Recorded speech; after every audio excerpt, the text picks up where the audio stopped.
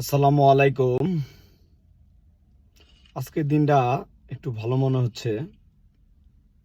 গতকাল সকাল 10টা 18 মিনিট থেকে শুরু করে ইভেন রাত্রের শেষ রাত পর্যন্ত, লাস্ট আজ সকাল 7টা 11 মিনিট পর্যন্ত ছোট বড় কয়েক দফায় ভূমিকম্প হয়েছে। মনে হচ্ছিল যে আসলেই কি হবে।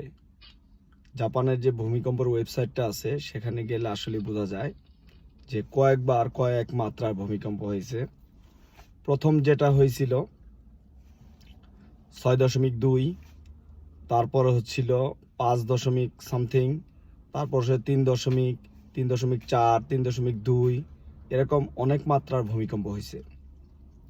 এখন ভূমিকম্প দেখে এতটা ঘাবড়ায় গেছিলাম, আসলে মনে হয় আর দেশে ফেরা হবে না।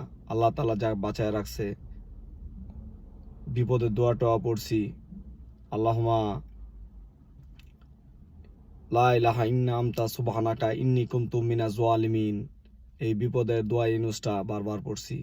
আল্লাহ তাআলা যাক ভালোভাবে রাখছে, সবাই দোয়া করবেন এবং সবাই সবার জন্য দোয়া করি, এই কামনাই করি। আল্লাহ হাফেজ, ভালো থাকবেন।